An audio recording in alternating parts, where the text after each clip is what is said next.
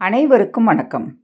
இன்னைக்கு இருக்கிற வாழ்க்கையில் பெரும்பாலானவர்கள் சந்திக்கும் பெரிய பிரச்சனை என்ன தெரியுமா?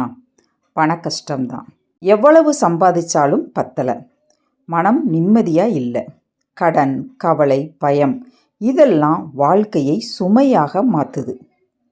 ஆனால் சுவாமி விவேகானந்தர் சொன்ன சில வாழ்க்கை உண்மைகள் நம்முடைய பணநிலையை மட்டுமல்ல, முழு வாழ்க்கையையே மாற்றக்கூடியவை. இந்த வீடியோவில் பணக்கஷ்டம் தீர விவேகானந்தர் சொல்லும் 5 வழிகள், அதை ஒரு சின்ன சின்ன கதைகளோட பார்க்கலாம். வீடியோவை முழுசும் பாருங்கள், உங்களுடைய வாழ்க்கையில் ஒரு புதிய மாற்றம் ஆரம்பமாகலாம்.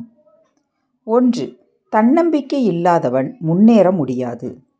விவேகானந்தர் சொன்னார், உன்னை நீ நம்பு, உலகமே உன் காலடியில் வரும் அப்படின்னு. நிறைய பேர் பண கஷ்டத்தில் இருக்கிறதற்கான முதல் காரணம் என்ன தெரியுமா? என்னால் முடியாது அப்படிங்கிற எண்ணம் தான். இதை வச்சு ஒரு கதை. ஒரு கிராமத்தில் ரவி அப்படிங்கிற இளைஞன் இருந்தான். எப்போவுமே ஏழ்மை. அப்போது ஒரு வயதான ஆசான் அவன்கிட்ட கேட்டார், ஏன் நீ எந்த தொழிலும் ஆரம்பிக்கலை அப்படின்னு. அதுக்கு ரவி சொன்னான், என்னால் முடியாது, நான் தோற்று போயிடுவேன் அப்படின்னு சொன்னான். அப்போது அந்த வயதான ஆசான் அவன்கிட்ட சொன்னார், முதலில் உன் மனதை மாற்று, பணம் அதற்கு பிறகு வரும் அப்படின்னு. அதுக்கு பிறகு ரவி சின்ன தேநீர் கடை ஒன்று ஆரம்பித்தான். மெல்ல வளர்ந்து வளர்ந்து பெரிய ஹோட்டல் உரிமையாளராக ஆனான். தன்னம்பிக்கை இல்லாமல் எந்த வாய்ப்பும் நம்மை தேடி வராது. 2. சோம்பேறித்தனம் ஏழ்மையை அதிகரிக்கும். விவேகானந்தர் சொல்லியிருக்காரு, எழுந்திரு, விழித்திரு, இலக்கை அடையும் வரை நில் அப்படின்னு. பலர் வாய்ப்பு இல்லையே அப்படின்னு சொல்லுவாங்க, ஆனால் உண்மையில் முயற்சி குறைவாக இருக்கும். இதை வச்சு ஒரு கதை. ஒரு மனிதன் தினமும் கோயிலுக்கு போய் கடவுளே எனக்கு பணம் கொடு, கடவுளே எனக்கு பணம் கொடு அப்படின்னு வேண்டிக்கிட்டே இருந்தான். ஒரு நாள் பூசாரி கேட்டார், நீ என்ன வேலை செய்கிற அப்படின்னு.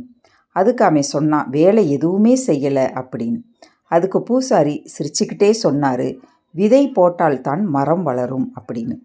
அந்த மனிதன் சின்ன வேலை ஒன்று தொடங்கினான். சில ஆண்டுகள்லேயே நல்ல வாழ்க்கை வாழ ஆரம்பித்தான். முயற்சி இல்லாமல் பணம் வராது. 3. தேவையற்ற செலவுகளை கட்டுப்படுத்து. விவேகானந்தர் எளிமையான வாழ்க்கையை வாழ்ந்தார். அவர் சொல்லிய முக்கிய விஷயம் என்னன்னா, தேவையை அறிந்து வாழுங்கள் அப்படின்னு. இதை வச்சு ஒரு கதை. முரளி என்ற ஒருவர் நல்ல சம்பளம் வாங்கினார். ஆனால் மாத கடைசியில் பணம் அவர்கிட்ட எதுவுமே இருக்காது. ஏன் தெரியுமா? தேவையில்லாத செலவுகள், அடிக்கடி ஆன்லைன் ஷாப்பிங், வீண் சுற்றுலா, தேவையில்லாத ஆடம்பரம். ஒரு நாள் அவர் தன்னோட செலவுகளை எழுத ஆரம்பித்தார். பிறகு தேவையற்றதை பூரா நிறுத்தினார்.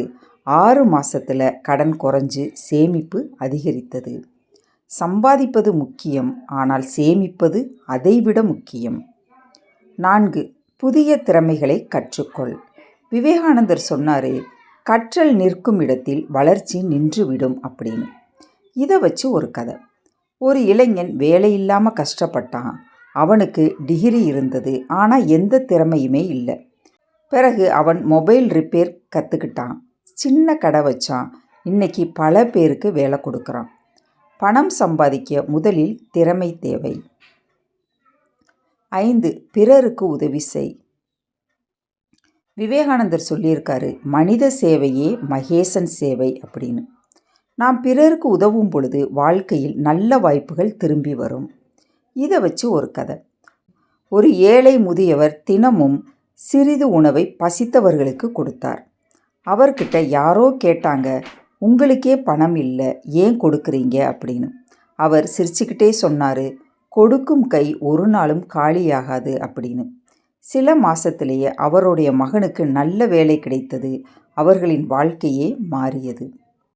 நல்ல மனசு வாழ்க்கையில் நல்லதையே ஈர்க்கும். பணக்கஷ்டம் ஒரே நாளில் போய்விடாது, ஆனால் நம்முடைய பழக்கங்கள் மாறினால் வாழ்க்கையே மாறும். 1. தன்னம்பிக்கையை வளர்த்துக்கொள். 2. சோம்பேறித்தனத்தை விடு. 3. செலவுகளை கட்டுப்படுத்து. 4. புதிய திறமைகளை கற்றுக்கொள். 5. பிறருக்கு உதவி செய். இந்த 5 வழிகளையும் வாழ்க்கையில் பின்பற்ற ஆரம்பித்தால் பணக்கஷ்டம் மட்டுமில்லாமல் மனக்கஷ்டமும் குறையும். இந்த வீடியோ உங்களுக்கு பிடிச்சிருந்தா ஒரு லைக் கொடுத்துருங்க. உங்களுடைய நண்பர்களுக்கு ஷேர் பண்ணுங்கள். இன்னும் இந்த மாதிரியான வீடியோக்கள் உங்களுக்கு வேணும் அப்படின்னா என்னுடைய சேனலை சப்ஸ்கிரைப் செய்ய மறக்காதீங்க. நான் சொல்லும் இந்த கருத்துக்கள் யாருக்காவது ஏதாவது ஒரு மாற்றத்தை தரும் அப்படின்னு நம்புகிறேன். இனி ஒரு நல்ல கருத்தோடு அடுத்த வீடியோவில் சந்திப்போம். நன்றி, வணக்கம்.